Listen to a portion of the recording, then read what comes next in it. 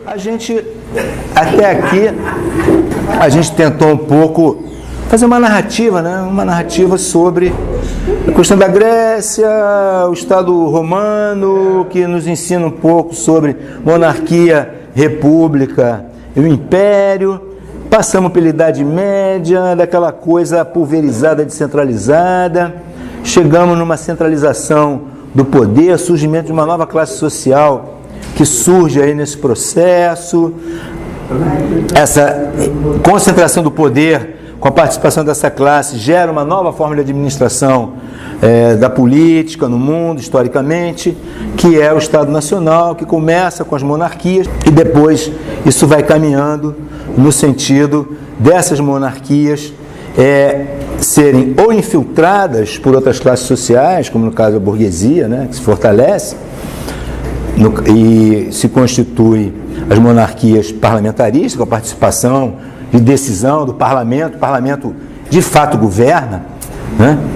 Ou as repúblicas, extinção das monarquias, instauração do Estado republicano nesse nosso Estado moderno, que é o nosso caso aqui do Brasil, né? O Brasil é um Estado republicano, federativo. Então a gente já pegou lá experiências americanas com a federação, né? Trouxe essa, de certa forma, para a nossa organização política. Nós somos um Estado federativo, por isso nós somos divididos em estados, né? Rio de Janeiro, Bahia, São Paulo, né? São estados. Esses estados são dotados de relativa autonomia entre si, um estado não manda no outro, né? São autônomos. Então a gente optou pelo modelo de organização republicana e federativa. Na medida em que essas coisas vão acontecendo, do ponto de vista histórico, de concentração do poder, de estruturação de uma administração centralizada, com a participação de uma classe profissional que é a burocracia, com a participação da burguesia, que se beneficia dessa monarquia, que também financia essa monarquia e recebe vantagens e benefícios para determinadas empreitadas que eles fazem, por exemplo, o colonialismo, a criação a exploração de colônias, etc. Isso vai se dar nessa relação. A gente vai ter alguns caras que vão estar vivenciando esses momentos históricos e vão pensar sobre isso e vão criar determinados conceitos teóricos e filosóficos para tentar dar conta disso e também tentando entender que caminho que se está tomando e onde é que isso pode chegar. Então a gente tem alguns filósofos importantes, tem vários. Desses vários filósofos que estão vivenciando de certa forma isso, pensando e falando sobre isso, a gente escolheu alguns. Desses alguns, eu vou tirar uns poucos. Um, que é importantíssimo, e que é lá no século XVI ainda, né, é o nosso querido Nicolau Maquiavel. Ele nasceu em Florença, em 1469, e morreu em 1527. E é tido como o fundador da ciência política. Por quê? Pelo seguinte, todo poder, ele tem que ter forma de se legitimar, ele precisa de legitimação. Quer dizer, por que esse cara exerce o poder? Ele exerce o poder porque, de alguma forma, a gente aceita que o exercício do poder que ele exerce é legítimo. Senão ele não exerceria. E essa legitimação pode partir de diversas justificativas. A justificativa mais tradicional que a gente conheceu é a justificativa divina, da divindade. A gente falou, o imperador era uma divindade no Império Romano, não é isso? O Papa não é uma divindade, mas é um representante de Deus que consagra os governantes, é o consagrar os governantes. Ele legitima a ação dos governantes, legitima a ação da nobreza. E essa ação da nobreza, essa ação dos governantes, legitimada do ponto de vista religioso, tem uma explicação. É porque é a vontade de Deus, é porque Deus quer que seja assim. Então, o cara nasce na família do rei e se torna rei porque Deus determinou que ele nascesse na família do rei e se tornasse rei. Portanto, se Deus determinou que ele nascesse na família do rei e se tornasse rei, quem sou eu para questionar isso? É legítimo, naturalmente legítimo, tradicionalmente legítimo. Isso foi uma forma de legitimação que predominou ao longo do tempo, principalmente desde antes. A gente viu que o Império Romano era um outro deus, né? Eles eram politeístas, mas o imperador era uma divindade. Então ele também era ungido. Né? Na Idade Média, a nobreza toda também era ungida pelo Papa, que era o representante de Deus. Os monarcas absolutos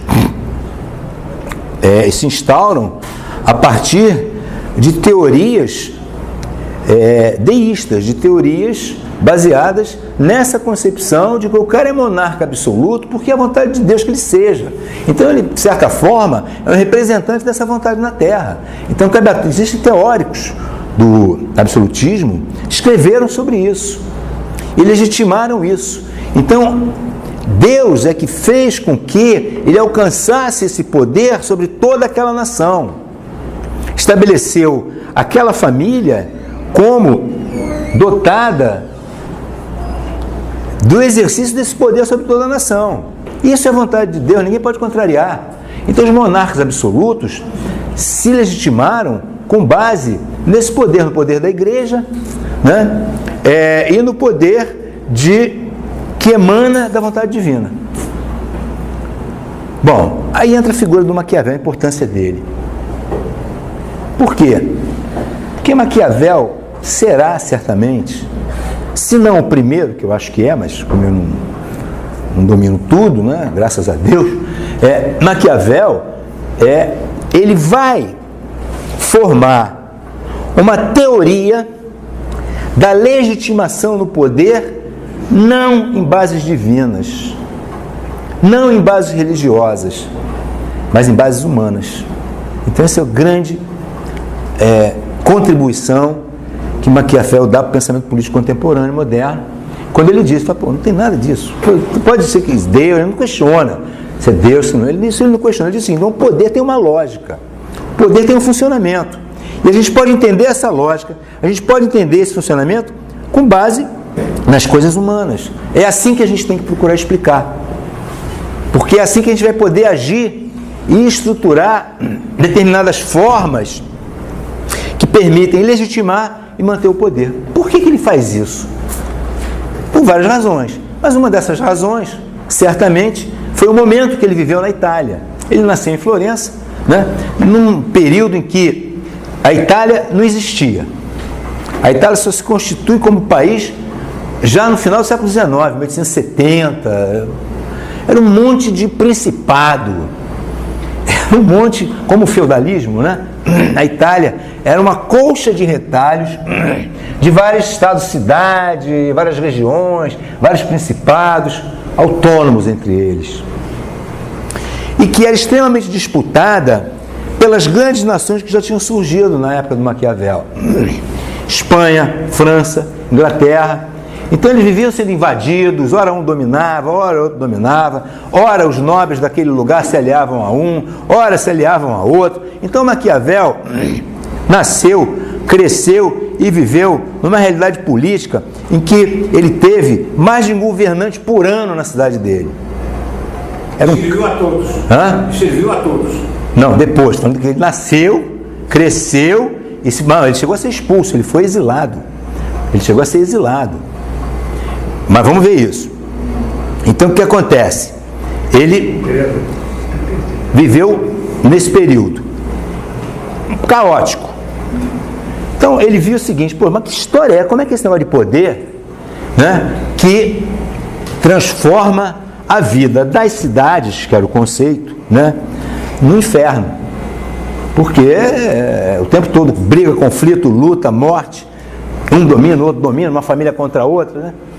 Deve ter uma forma da gente tentar resolver isso.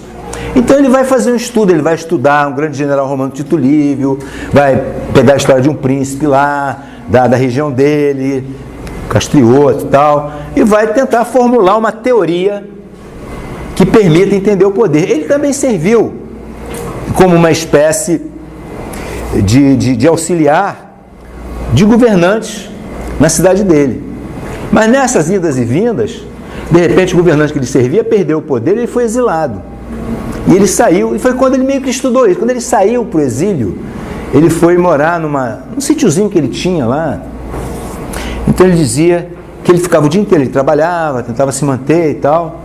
Mas o melhor horário do dia para ele era a noite. Quando a noite chegava, ele se vestia das suas melhores roupas, sentava e ia se cercar da companhia dos melhores pensadores da história. Então ele ia ler os filósofos, ia ler Tito Livio, né? E aí, com base nisso, ele formulou as teorias dele, escreveu várias obras.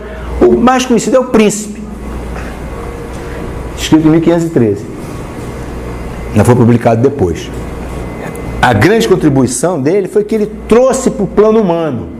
Ele tirou a questão do poder, da legitimação divina, e trouxe o poder como um exercício humano. Então ele dizia o seguinte: o poder é planejável, o poder é passível de ordem e de previsibilidade, é previsível. É possível se pensar de forma estratégica. Qual é a preocupação? Ele quis dizer o seguinte, gente, parafraseando, né? Isso aqui é um inferno, né? Constante mudança, luta o tempo todo.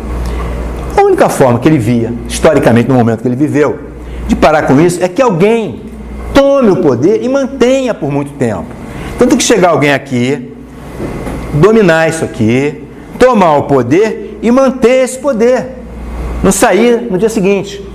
Então tem que ter uma forma de se pensar que as coisas se deem dessa maneira, de alguém tomar. Então é isso que ele pensa. Qual será a maneira possível de alguém tomar o poder e, sobretudo, de manter esse poder? Porque ele mantendo esse poder, ele permite que aquela coletividade tenha uma vida mais harmoniosa, né? Possa ter uma vida normal. É mais ou menos daí que ele vai partir, daí que ele vai pensar. Então, ele vai procurar pensar exatamente sobre estratégias de poder. Quais são as estratégias capazes de fazer com que alguém, igual a Tito Livio, né, igual o general Romano, igual o Castriotto tentou, possa de fato chegar aqui, tomar a cidade e organizar a cidade e manter o poder na cidade para que as coisas fiquem mais estáveis. Essa é a preocupação dele. E aí, primeiro, ele vai dizer que o poder é isso, ele é uma ordem que é possível se prever. Então é possível se estabelecer critérios e estratégias de ação para tomar e se manter o poder. Então ele nega o fatalismo absoluto do desígnio divino. Não é uma fatalidade divina o poder, é um exercício humano. Outra coisa, ele se baseia nesses principados, né? E ele diz o seguinte, o poder, de fato, na concepção dele, é exercido por um príncipe, é um indivíduo. É um indivíduo que toma decisão, que decide o que vai fazer. Então tem uma base, já uma concepção do individualismo nisso aí. As decisões do indivíduo vão contar nos resultados. O que ele faz e o que ele decide vai ter consequências. Então é importante se pensar no que ele deve fazer, como ele deve fazer, porque certamente isso vai ter consequência.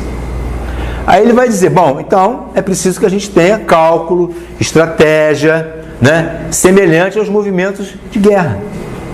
Na guerra é assim, né? Você faz um movimento, o inimigo faz um movimento, você responde de tua forma, você está o tempo todo pensando. Então ele pensa a questão do poder como uma estratégia de guerra. Então, o tempo todo, né? Nessa estratégia de manutenção do poder.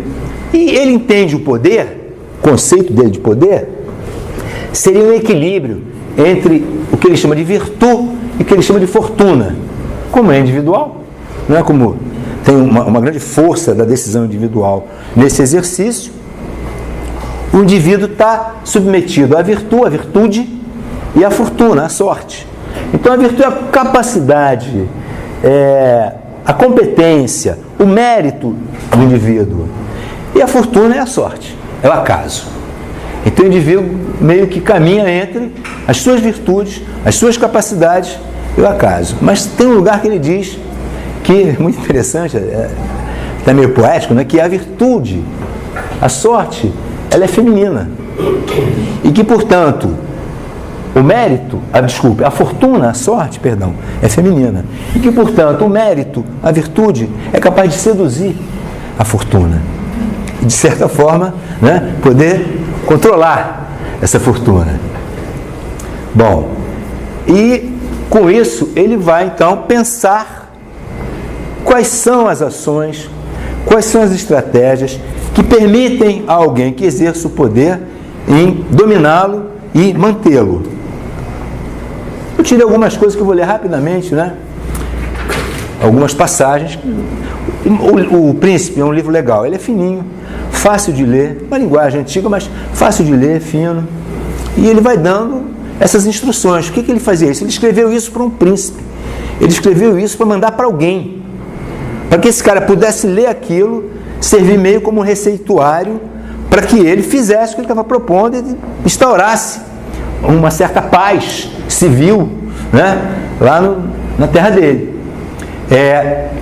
Ele diz assim, ó, portanto as ofensas devem ser feitas todas de uma só vez, a fim de que pouco degustadas ofendam menos, ao passo que os benefícios devem ser feitos aos poucos, para que sejam melhor apreciados. Então a maldade tu faz de uma vez só, a bondade tu faz devagar aos pouquinhos. Isso aqui é o maquiavélico, isso aqui é o famoso maquiavélico. Agora, ainda não evite o príncipe de incorrer na má faina daqueles vícios que sem eles difícil se lhe torna salvar o Estado, pois, se bem considerado for tudo, sempre se encontrará alguma coisa que, parecendo virtude praticada, acarretará ruína, e alguma outra que, com aparência de vício seguida, dará origem à segurança e ao bem-estar. Então essa questão, né, do bem e do mal, para ele é uma questão objetiva. No exercício do poder, para ele, o que é bom, o que não é, depende das consequências que aquilo cause. Se vai causar segurança e bem-estar, ou se vai causar uma tragédia de conflitos, né? Vamos dizer assim, para não falar mal, é uma ética objetiva. E o Weber usou esse termo, é uma ética objetiva. Bom, é mais sabedoria ter a fama de miserável, que dá origem a uma infâmia, sem ódio, do que, por querer o conceito de liberal, ver-se a necessidade de incorrer ao julgamento de rapace, que cria uma má fama com ódio. Corrupção. Muda aí, por favor. É melhor ser amado que temido ou o contrário? Isso é interessante, né? E que é melhor? É ser amado ou você ser temido? A resposta é que seria necessário uma coisa e outra. Necessário ser amado e ser temido. Mas, como é difícil reuni-las, entendo que faltar uma das duas é muito mais seguro, não que seja melhor, ser temido que ser amado. E aí vai, quer dizer, ele vai correr, depois leiam, quer dizer. Tem muita gente que diz que isso não é uma coisa mecânica que você sai aplicando. A realidade é muito mais complexa do que isso que ele está dizendo, óbvio. Mas o Weber fala em algum lugar de uma lógica objetiva do poder. Quer dizer, segundo Weber, né, o poder, tal qual ele é, e outros filósofos também vai poder falar sobre isso, até do ponto de vista do cristianismo. O poder, ele, na verdade, ele depende muito disso que Maquiavel coloca, quer dizer, de que resultados ele vai ter, e para quem vai ser esses resultados. Então, pensando nessa questão de que toda a ação tomada por um indivíduo que exerce poder tem consequências, o objetivo são as consequências, e não a atitude em si. Tá claro? Aquela coisa que os fins justificam os meios, mais ou menos navegando. Mais ou menos navegando. E dizem que atribuem a ele isso por isso. Porque é a concepção que ele traz. Agora, quando a gente chegar talvez no Hobbes, a gente vai entender um pouco esse negócio. Como é que pode se relacionar com uma ética cristã e ficar fora dessa ética, quer ver? Tem um negócio que ele fala, que eu acho que como era muito slide, eu acabei tirando daí. Aquilo ali, ó, em se lhe tornando necessário derramar o sangue de alguém, faça-o quando existir conveniente justificativa e causa manifesta. Não mate à toa, quer dizer, meio isso, né? Deve, sobretudo, abster-se dos bens alheios. Agora que terrível. Posto que os homens esquecem mais rapidamente a morte do pai do que a perda do patrimônio. Vai lá. Ok. Aí nós entramos, posteriormente, ele é 1513, né? A gente já está no final do século, num grande pensador político, mais profícuo e profundo, que foi o Thomas Hobbes. Na Inglaterra, lutas políticas na Inglaterra, lutas políticas da nobreza, do rei contra o rei, formar o parlamento, submeter ao rei, absolutismo, quer dizer, a Inglaterra viveu alguns séculos, 15, desde o século, na verdade, o João Sem Terra, que foi o primeiro rei que se conhece, que foi submetido pela nobreza, é do século XI. Então, desde lá, que a Inglaterra vive um processo político, a gente pode dizer que não é à toa, talvez, por esse processo lá deles, que a Revolução Industrial surge na Inglaterra, né, cara? Tem um processo histórico constituindo isso da burguesia, que já vinha se formando, aquele papo que a gente teve antes, né? Já vinha se fortalecendo ali, etc, etc. Então você teve toda uma luta que acabou a nobreza sendo submetida ao parlamento e o rei sendo submetido ao parlamento, ao fim e ao cabo. Mas nesse período do Maquiavel, a gente ainda vivia o Estado absoluto na Inglaterra. Então, não vou ler tudo, quer dizer, ele nasceu na Inglaterra dos Tudors, portanto, era um poder monarca absoluto dessa família aqui, dessa dinastia dos Tudors, né, que estavam no domínio, eram monarcas absolutos, né, que depois o Henrique VIII rompe com a Igreja Católica, vocês lembram até o filme sobre isso, né? Ele rompe, cria a Igreja Anglicana, da qual ele é o próprio chefe, etc, etc. Toda essa questão que ocorreu teve influência no pensamento e na obra do nosso amigo Thomas Hobbes. Nesse período aí, é quando está se constituindo o capitalismo na Inglaterra. A Inglaterra está se tornando um grande poder imperial, a chamada Armada Inglesa, né, que era a mais poderosa do mundo, conquistando terras, inclusive o próprio Estados Unidos, né, já está consolidando lá o domínio sobre a colônia americana. Então você está em pleno mercantilismo, você está na transição do capitalismo industrial inglês e você está num período mercantilista de monarquia absoluta na Inglaterra. É nesse momento que o Hobbes está presente nessas contradições, nesses conflitos e pensa a obra dele. Pode mudar, por favor, Emerson. Bom, a grande obra dele é essa aí, ó, o Leviatã, matéria e forma e poder de um Estado eclesiástico e civil. Ele diz o seguinte, se opõe a uma certa ideia, embora você tenha um direito natural da natureza do homem, você não pode pensar um desenvolvimento natural do Estado como Aristóteles, que dizia que as formigas têm uma organização natural, a organização natural do homem é a polis, é a cidade, etc. Ele vai dizer não. Tem nada a ver a natureza humana com a questão do poder, embora existam. Mas o que é homem em estado de natureza? Pode mudar, que aí é o que é homem em estado de natureza? Homens não tiram prazer da companhia uns dos outros, e sim pelo contrário, um enorme desprazer. Quando não existe um poder capaz de manter todos em respeito. Com isso se torna manifesto que durante o tempo em que os homens vivem sem um poder comum, capaz de manter todos em respeito, eles se encontram naquela condição que se chama guerra. É uma guerra que é de todos contra todos. É o estado de natureza hobbesiano. Ele diz o seguinte: deixado no fluir da sua própria natureza, o homem vai se autodestruir. Porque a natureza humana é ruim, a natureza humana é egoísta, a natureza humana é dominadora, a natureza humana quer o bem próprio e que se lixe os outros. Então, se abandonado a seu próprio estado natural, o homem se destrói. Então é preciso se constituir uma forma de organização onde ele não possa exercer esse poder natural que ele tem, que ele saia do seu estado de natureza. Desta guerra de todos os homens contra todos os homens, também isso tem consequência. Nada pode ser injusto. A noção de bem, de mal, de justiça e injustiça não pode ter lugar nessa guerra de todos contra todos. O que é justo? O que é? Não existe essa noção, né? Onde não há poder comum, não há lei. Onde não há lei, não há injustiça. Ele está tirando isso da onde? Por incrível que pareça. Ele está tirando isso dos textos religiosos. Ele está tirando isso da queda do homem. Então, nessa concepção, ele era religioso. Nessa concepção, o homem é um ser decaído. Como um ser decaído, a natureza do homem é essa.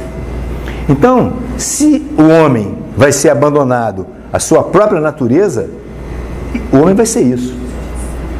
Então é necessário que haja um poder soberano ao homem, que submetam. Agora, aí entra o ponto dele. Embora ele tenha esse fundamento, lá, né? Vamos chamar de religioso, a justificativa, o entendimento e a explicação dele é racional. Ele não diz, então, o poder divino não sobrepõe, não, nada disso. Ele diz, a natureza humana é essa. Se a natureza humana é essa, como é que o homem pode fazer para sobreviver a essa sua natureza? Pode sobrepujar, que vai ser uma iniciativa humana também. Aí lá vai ele, vamos lá. Para sobreviver a esse seu estado de natureza, o homem tem que criar uma força que se sobrepõe a ele e a qual ele respeite. Porque não se sobrepõe por uma legitimação, mesmo ele é Deus, não é isso. Esse é o estado do homem decaído. Se o homem é decaído, para ele sobreviver no seu estado, ele tem que ter alguma coisa que ele admita que seja superior a ele, e mais do que admitir, que exerça de fato uma força e poder sobre ele. O que ele está falando aqui? Que força é essa? Que poder é esse? O Estado. Então o homem vai instituir o Estado como uma forma de estabelecer um acordo, que nesse acordo todos vão admitir e delegar a alguém ou a alguns uma força sobre ele mesmo. E ao temer essa força, ele vai ser capaz de conviver, de sobreviver, de se respeitar, de tudo o que seria diferente do seu estado natural, do seu estado de natureza. Está claro? Como é que está? Está claro? Essa é a concepção hobbesiana de poder. Essa é a concepção hobbesiana, portanto, do homem e de poder. E como é que isso vai acontecer? Aí ele vai, né? Filosoficamente, ele não está falando da história, alguns criticam, mas não teve. Ele não está falando, ele está pensando do ponto de vista filosófico. Como é que se estrutura o poder? Então ele vai dizer assim, fala, o Estado, é criado aquele grande Leviatã. O Leviatã é um monstro bíblico. Aparece lá numa passagem bíblica, se não me engano é Jó, de um monstro indestrutível. Monstro que é esse Leviatã. Ele vai dizer então que esse monstro indestrutível se chama Estado ou cidade, em latim civitas, que não é senão um homem artificial. Aqui é uma representação disso. Que não é senão um homem artificial, embora de maior estatura e força do que o homem natural, para cuja proteção e defesa foi projetado, e no qual a soberania é uma alma artificial, pois dá vida e movimento ao corpo inteiro. Então, são os homens que delegam a este corpo artificial um poder sobre eles mesmos. E isso dá origem a uma determinada concepção do direito e de organização do Estado que chama contratualismo. Os homens estabelecem um contrato e nesse contrato todos eles aceitam a delegar o poder a uma instância, a alguns ou a alguém que tenha legitimidade, aí entra o ponto, que tenha legitimidade de exercer o poder sobre todos eles e que seja aceito como tal. Então eu delego. Quando eu delego esse poder a alguém, eu acato. Quando eu acato, se eu ferir o que tiver no contrato, que foi feito, esse poder pode até me destruir. E eu tenho que aceitar, porque eu feri o que está no contrato que foi feito e delegou a ele controlar esse contrato sobre mim. Está claro? Esse é o contratualismo, essa é a ideia do Hobbes. E o Hobbes está partindo, então, dessa concepção da natureza humana destrutiva para a possibilidade de um acordo social, que é o contrato, que delegue a uma instância, que é o Estado, poder de vida e morte sobre ele. É a forma que ele tem de estabelecer uma obrigatoriedade de convivência, de aceitação do outro, etc, etc. Pode mudar, né? Eu não vou ler tudo, mas apenas, na verdade, cada um possui o seu próprio. É o seguinte, mais ou menos assim. Esse contrato, eu vou exemplificar de que maneira? Eu abro mão do poder que eu tenho de te atacar, de te destruir, e delego esse poder a ela. Você abre mão, igualmente, desse poder que você tem de me atacar, de me destruir, e delega esse poder a ela. E nós passamos a acatar esse poder que ela tem, tanto eu quanto você. A gente não pode abrir mão disso. Delega e legitima, de fato, esse poder. E a gente estabeleceu o quê? Uma forma de convivência. Não vou poder destruir, você não vai poder me destruir. Agora ela pode destruir a mim e a você. E por isso nós respeitamos o nosso contrato. Tá? A transferência, a multa de direitos é aquilo que se chama contrato. É isso que ele fala. Então todos os homens devem cumprir os pactos que ele celebra. Porque se ele não cumprir, não é uma opção dele. Está delegado poder a alguém que pode puni-lo e até destruí-lo. Então ele vai cumprir. Pula, por favor, vai, Emerson. Bom, mais ou menos contratos, falando. Troca de autonomia individual do estado de natureza, guerra de todos contra todos, por segurança. Poder comum constituído a conferir todo o poder e força a um único homem ou assembleia de homens, reduzindo todas as vontades a uma vontade. Os atos do soberano equivalem aos atos de todos. O que delegou fez, corresponde ao que nós aceitamos que ele faça. Todos os autores do pacto são justas para todos. O soberano não pode ser punido pelos seus súditos. Atenção, aí tem um ponto que outros vão discordar dele. O soberano não pode ser punido pelos seus súditos após o contrato, salvo se entrar em estado de guerra contra todos. O soberano define o que é propriedade legítima. O soberano tem autoridade judicial frente às leis civis ou naturais. Então o soberano é tudo. Eu deleguei. Agora, manda quem pode, obedece quem tem juízo. Então ele está instituindo, sim, o Estado? Sim, está instituindo o Estado. Mas que tipo de Estado? Que Estado que ele está legitimando? Esse Estado que pode tudo, que eu deleguei poder para que ele faça o que quiser, e só me cabe acatar para que eu possa viver em ordem. Estado absoluto. Então Hobbes, embora seja um dos primeiros pensadores e filósofos da política moderna, do Estado moderno, nesse momento ele está montando um pensamento, né, que vai legitimar de uma forma racional, não porque, como Budon, como outros, o monarca, é a vontade de Deus. Ele vai buscar uma explicação e uma justificativa racional para legitimar o Estado absoluto. Que é esse Estado que pode tudo que eu deleguei. E eu acato o que ele decidir. É o Estado absoluto. Pode mudar. O segundo grande pensador é o Locke. Ele vai partir dos mesmos princípios. O estado natural do homem. O homem tem que superar esse estado natural, estabelecer contrato, para poder conviver, mas de uma forma diferente. Qual vai ser a forma? Porque a concepção de estado de natureza dele vai diferir um pouco do Hobbes. O homem não vai ser esse ser tão destrutivo, tão egoísta. O homem vive no estado de natureza, né? Lá a sua vida. Agora, se acontecer qualquer eventualidade de um ataque, de uma invasão, que critérios ele vai ter para se defender ou não se defender? O que ele pode recorrer? Vai ser a vontade de um contra a vontade do outro, se vier a acontecer.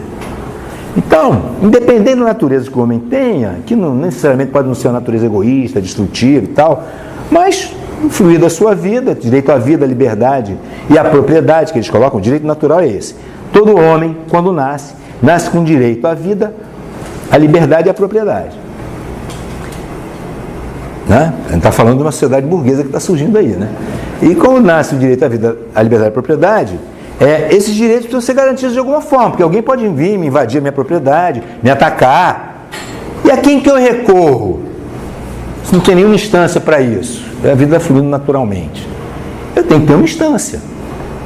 Então, diante dessa impossibilidade, o homem percebe a necessidade de fazer um contrato. Aí sim, de fazer um contrato e delegar a alguém ou a alguns esse poder que vai ser exercido sobre ele. E ele vai ter que acatar. não pela sua natureza destrutiva e tal. Isso é um ponto. O segundo ponto é que, diferente do Hobbes, para o Locke, esse poder não é absoluto. Esse poder deve seguir regulamentos. Esse contrato que todos fazem para submeter a um poder é um contrato que define o que esse poder pode e o que esse poder não pode. Faz parte do contrato também. Então ele só vai poder aquilo que o contrato estabelece que ele faça. E aquilo que o contrato não estabelece, ele não vai fazer. É isso. Né? Então, quando o Hobbes está fundamentando, eu não vou entrar muito em detalhes, quando ele está fundamentando isso, ele está estabelecendo as bases do Estado em bases liberais e da monarquia parlamentar. Tem um poder, né? Nós acatamos, fazemos um contrato, mas ele, de certa forma, vai ser limitado pelo próprio contrato. Eu não vou tratar toda e qualquer decisão como soberana porque eu deleguei a ele. Eu deleguei a ele com base no contrato que foi feito, do qual ele participa também. Que é o parlamento, né? A ideia do parlamento, submissão do poder, certo? Então ele vai ser um pensador, o primeiro pensador liberal. Eu vou pular rapidinho, não vou falar mais nada sobre ele. Quer dizer, eu não vou entrar, porque aí tem várias citações, vocês leem.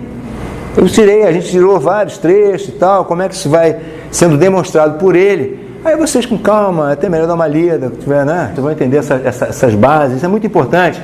E ele vai fazer, e tem uma coisa importante também, é que embora a gente, de um modo geral, quando a gente fala na tripartição do poder, que o poder não, ele se divide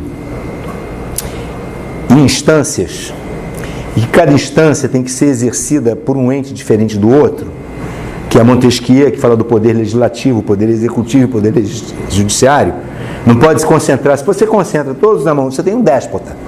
Se você tem alguém que concentra poder legislativo, executivo e judiciário, você tem um déspota. Então Montesquieu diz, esse poder tem que ser separado. Alguém tem que exercer o poder legislativo, não exerce o executivo nem o judiciário. Outro alguém exerce o poder executivo, não exerce nem o legislativo nem o judiciário. E outro alguém exerce o judiciário, não exerce os outros dois. Aí pronto. Você partilhou o poder, cada um tem uma responsabilidade, um papel, e um não avança sobre o outro, não concentra o poder na sua mão. Um vai depender do outro. Tá? Então, essa é a ideia. Mas essa ideia vem daqui. O primeiro cara que lançou isso, por que ele estava preocupado? Ele estava preocupado com o seguinte, bom, feito um contrato, alguém tem o poder, mas que poder é esse? Aí ele fala, não, tem que dividir esse poder. Alguém que tem o poder de fazer alguma coisa não pode ter o de outro. Aí ele, mais ou menos, ele fala do poder legislativo, fazer lei. Quem faz lei não executa, então ele fala do poder executivo. Quem executa não faz a lei, um faz para o outro executar.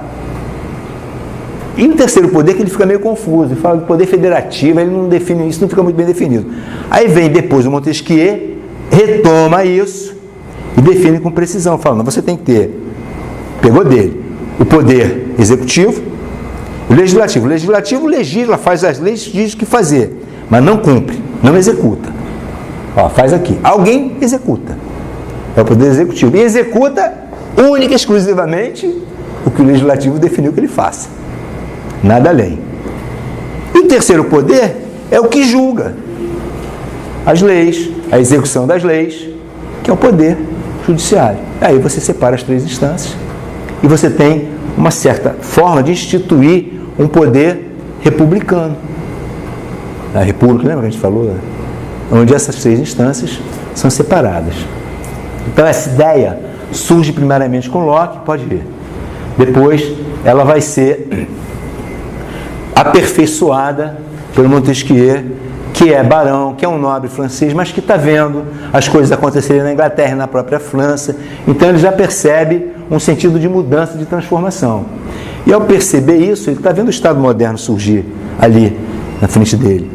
Ele começa a pensar essa estrutura, e tem outras coisas, é muito legal o Montesquieu, mas ele pensa do ponto de vista, inclusive, de manutenção da existência da própria classe dele. Né? Ele está pensando no Estado moderno, sim, está pensando nessa tripartição, mas ele não é um pensador republicano, propriamente. É um pensador que é dito como o primeiro sociólogo, o primeiro cara que associa as condições econômicas, geográficas, organização social, estrutura de poder. Ele é o primeiro cara que faz essa associação. É um pensador brilhante na época dele, até hoje ele é, né? E ele pensa essa questão claramente, tem várias contribuições dos tipos de poder, ele classifica o poder, né? Avança um pouquinho aí, deixa eu ver se... isso aí ele se baseia na Inglaterra, se baseia no que está acontecendo lá, né? Pode ir em frente. Aí quais são as instituições?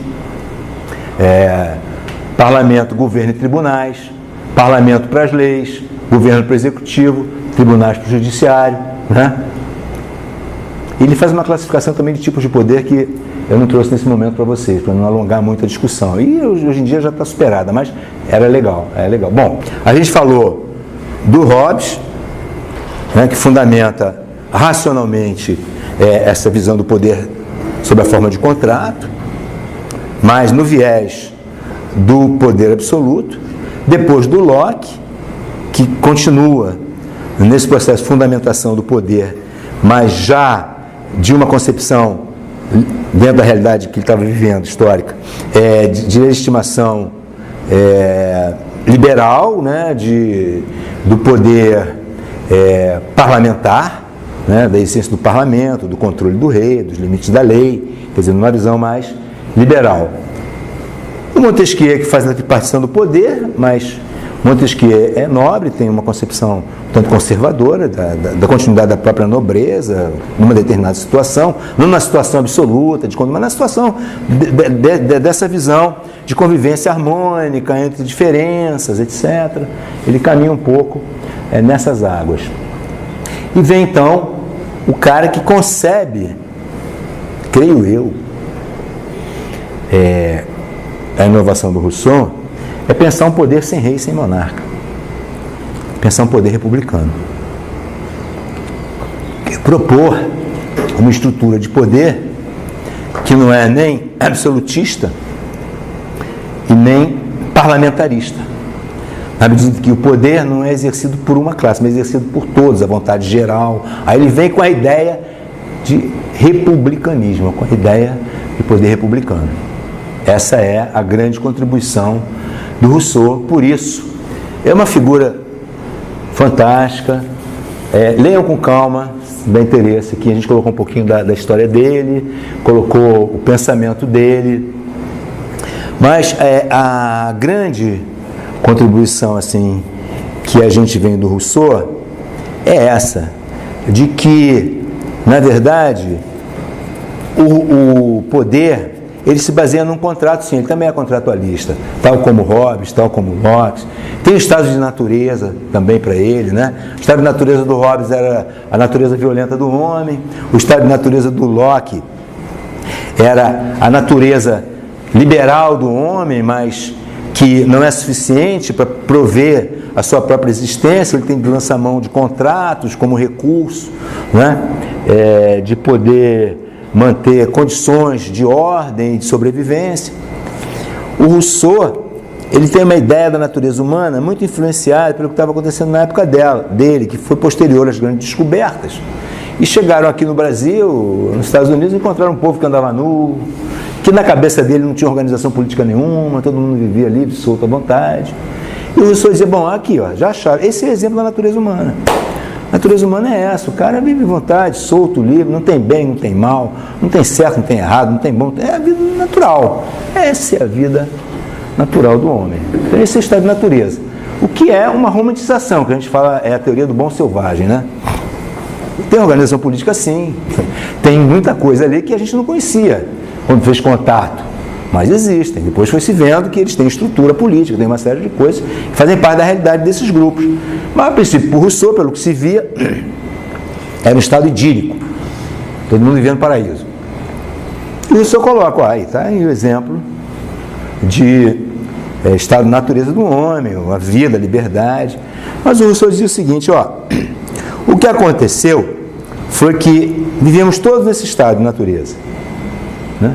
Mas, em determinado momento, alguém demarcou um pedaço de terra e disse, isso é meu. foi instaurada a propriedade. Quando se instaurou a propriedade, e portanto, daquela coisa que todo mundo vivia, alguém instituiu a posse diferenciada dos outros, se gerou o conflito. É meu porque não é teu, tem que resguardar alguém. Vai. Então, o conflito que foi gerado a partir da instituição desse princípio da propriedade, né, criou a necessidade do contrato, estabelecer formas de convivência. Mas uma vez instituída por Rousseau também, não tem como voltar atrás, não vai desinstituir isso. A partir daqui o homem vai ter que conviver com a realidade que foi criada, né? E a convivência dessa realidade que se estabeleceu com essa ruptura com o estado de natureza anterior, vai se dar a partir da possibilidade do contrato que ele faça, que é o contrato social, que é a principal obra dele, né? O contrato social. E esse contrato social vai se dar nas bases de que o homem vai ter que se organizar para poder exercer o poder em prol de toda a coletividade. Porque exercendo o poder em prol de toda a coletividade, a convivência vai ser harmônica e melhor possível entre todos. Mas para essa convivência ser harmônica e o melhor possível entre todos, esse poder não pode emanar de alguns sobre outros, alguns que detêm isso e outros que não detêm isso. Quer dizer, tem que ter uma forma de organização que de alguma maneira todos tenham participação na decisão e nas ações do poder. Então, você tem que criar, nesse contrato, instrumentos que permitam que o poder emane de todos. Avança um pouquinho aí, que eu acho que eu coloquei uma figura sobre isso. Eu não vou... O contrato social, que essa é a grande obra dele, que ele vai falar sobre o porquê do contrato, estado de natureza, etc. Ah, não botei a figura. Tem uma figura extraordinária, que é o seguinte, eu vou botar, que é uma figura em que você tem um monte de gente junta assim, e esse monte de gente junta com a mão assim, e desse monte de mão nasce uma imensa mão que representa a mão de todos. Então essa seria uma representação figurativa da vontade geral. Porque para o Rousseau, o poder tem que ser o exercício da vontade geral. E esse exercício da vontade geral é quando o homem, reunido em assembleia, ele participa do poder de decisão. Então, se diz ele, o homem é ao mesmo tempo soberano e súdito.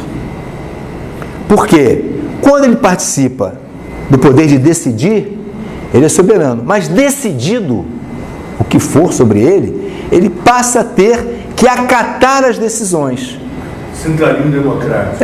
E nesse ponto ele é súdito, quer dizer, ele participa, decide, decidiu, ele acata. Então, a vontade geral estabelece com que o cidadão seja ao mesmo tempo soberano por tomar decisões conjuntas e súdito por acatar as decisões que foram tomadas.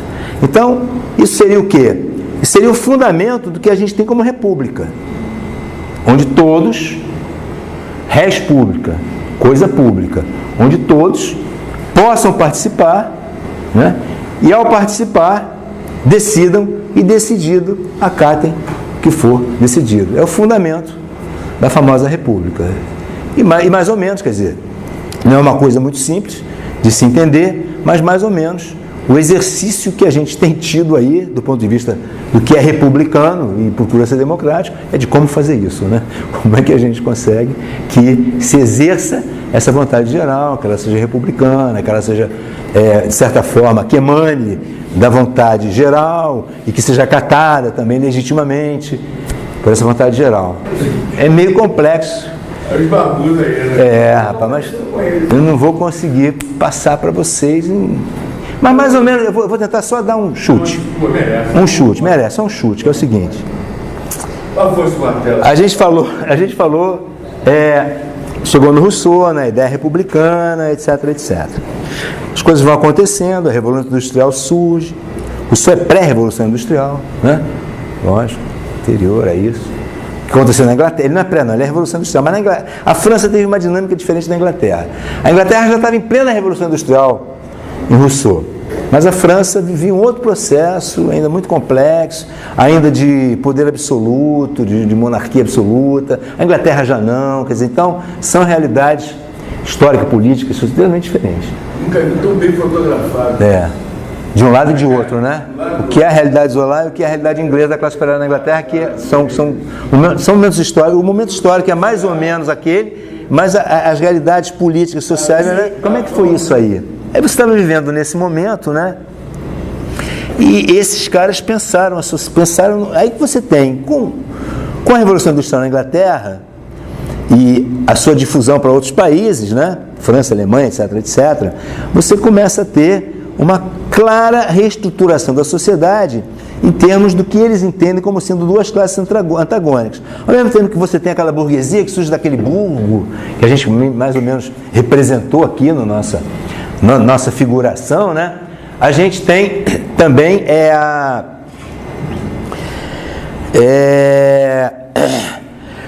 o surgimento daqueles que propiciam a ascensão e o fortalecimento dessa burguesia, que são os trabalhadores, né? A gente viu o artesão, lembra? Que ele vai, primeiro compra do artesão, depois traz o artesão, que a gente falou dos primórdios, das oficinas, das manufaturas, etc.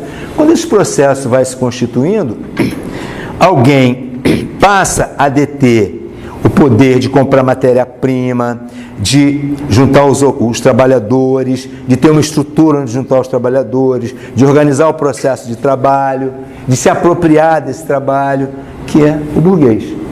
E o outro, que antes era o artesão, que trabalhava no feudo, que controlava todo o seu processo de trabalho, que sabia tudo daquilo, que definia de como fazer, qual o método de utilizar, quais etapas que vai cumprir para fazer um arreio, uma espada, seja o que for, uma ferradura, ele domina o seu processo de trabalho. O que vai acontecer é que quando esse burguês começa a concentrar esse trabalhador numa oficina em que ele controla, vai se dar o que a gente chama de expropriação do processo de trabalho, né? Quer dizer, quem vai controlar o trabalho vai ser o burguês. E o operário vai começar cada vez mais a ser o cara que executa aquilo que foi planejado e definido por quem controla a produção. Historicamente, é isso que vai se dar, que gera tecnologia, né? Tecnologia, você substitui mão de obra por um artefato. Esse artefato não pensa. Estabelece lá como é que ele vai fazer, ele faz.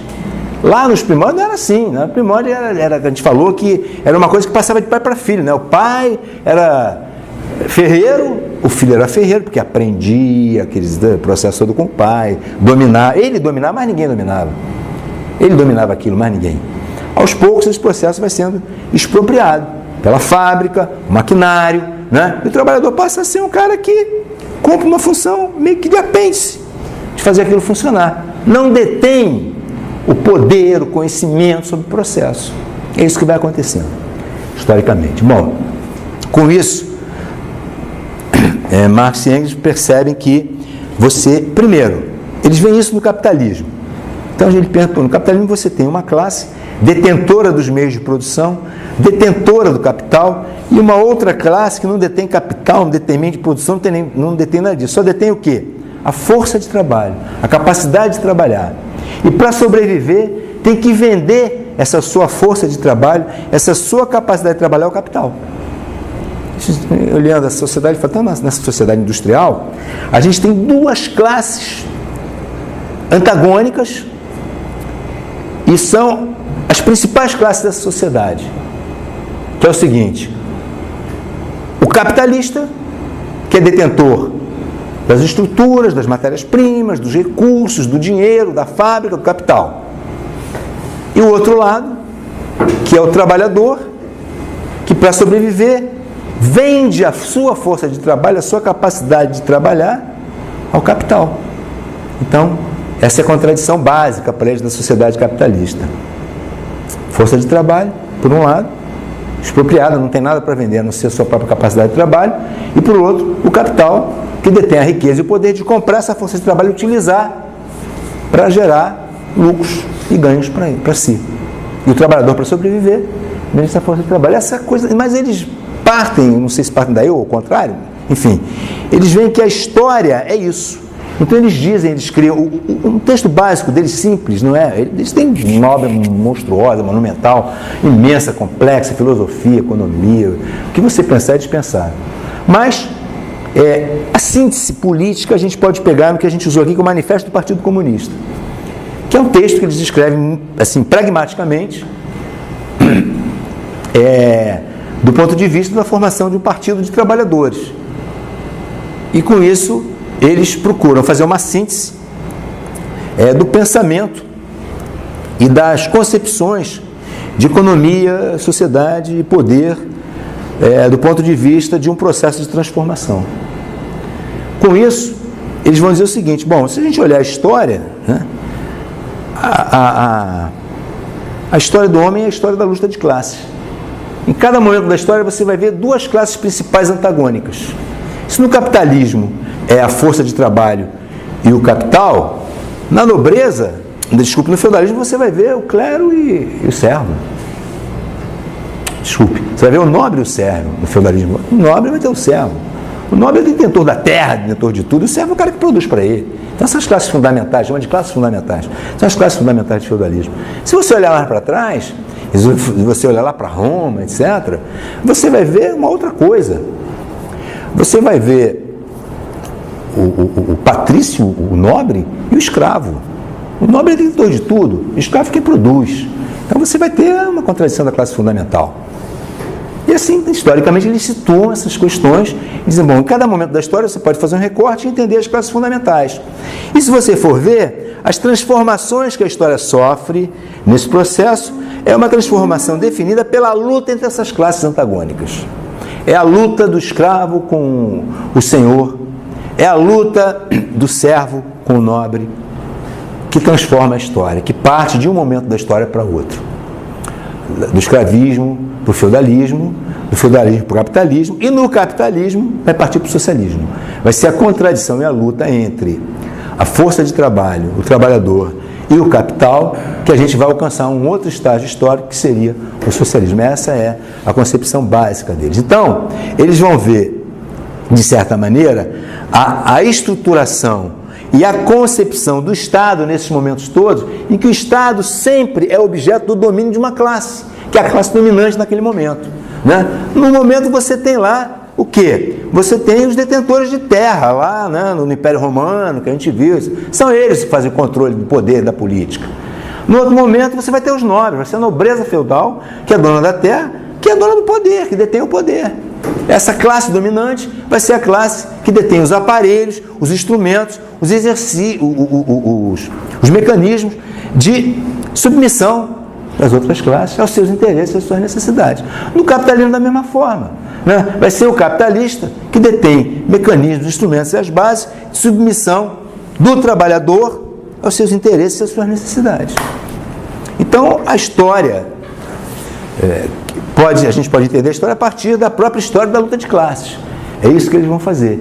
E eles vão chegar, no caso da sociedade contemporânea, moderna, que estava surgindo ali, e tentar entender o que é o Estado, essa organização política, enquanto um instrumento de dominação, enquanto um instrumento dessa classe dominante. Que essa classe dominante utiliza esse instrumento de forma a garantir a sua supremacia, a garantir o seu controle, a garantir o seu domínio. E nessa garantia, fazer com que o capital continue se reproduzindo. Quer dizer, que se trabalhe, se gere riqueza, se riqueza seja apropriada, possa ser investida, né? E mantendo esse ciclo de acumulação. O que mantém isso é basicamente esse domínio, né? E quando é isso, é esse predomínio do que eles chamam das classes dominantes.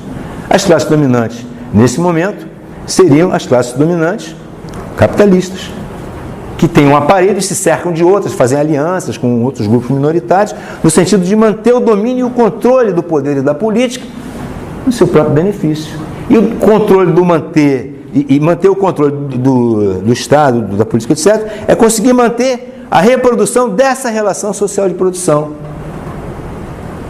de capital e força de trabalho, que vai se reproduzindo. E para reproduzir isso, é fundamental que se detenha o controle do poder, o controle do Estado. E o Estado burguês é isso. Na concepção, assim, estou arrasando ali, coitado dele, deve estar pulando de raiva. Mas, então é isso. Então, basicamente é isso, quer dizer... Tchau, mano. Então, eles vão, evidentemente, trabalhar muito mais elaboradamente isso do ponto de vista histórico, do ponto de vista político, do ponto de vista filosófico, óbvio. Isso eu fiz uma trituração do pensamento dos dois, mas é só para vocês perceberem mais ou menos o foco, né? Para entender alguma coisa, não dizer que eu não falei das flores, para não dizer que eu não falei, mas aí vocês dêem uma olhada no manifesto, outros textos. Quer dizer, essa é a contribuição grande, várias, mas grande contribuição de se pensar a sociedade, de se pensar a história, de se pensar o Estado como um objeto, uma estrutura de dominação de classe, é isso. O Estado como uma estrutura de dominação de classe. E essa estrutura de dominação de classe funciona na sociedade burguesa, tal qual o Estado Nacional que a gente tem. Então, para eles, quer dizer, Hobbes, Locke, Rousseau, são pensadores que contribuíram para a estruturação desse Estado. Mas ele não está pichando os caras, não. Ninguém está fora do seu momento histórico. Ninguém pode viver fora da sua realidade social, histórica. Cada um vive no seu tempo, né? Não estava errado, não é isso. Mas olha só, esse é o processo de construção histórica que chega aqui. E esses caras contribuem para uma etapa importante. Ele diz: a burguesia, no seu momento, foi altamente revolucionária. A burguesia foi altamente revolucionária porque destroçou tudo aquilo que vinha antes, a legitimação religiosa do poder. O poder é uma coisa mística, que vem de Deus, quer dizer, a burguesia destroçou com esse troço, com pensamento racional, lógico, entendeu? Então, cada momento tem as suas questões, tem as suas lutas, o seu processo de transformação. É isso que eles estão colocando. E procuram entender o processo de transformação atual como sendo esse. Então, drasticamente, desculpem, essa seria a contribuição. Você não pode descontextualizar. Isso é um delírio, né? Você olhar para o cara 200 anos atrás e fazer um julgamento. O julgamento tem que ser feito o máximo possível, que a gente puder dar conta disso, com as concepções, as realidades, o momento histórico que ele viveu. Agora você trazer ele para o seu tempo, pô, isso é uma... Gente, bom, então desculpem a correria. Pô, eu queria tratar isso muito melhor. Tentei fazer uma síntese. Obrigado aí, tá, gente? Obrigadíssimo, até a próxima. Obrigado.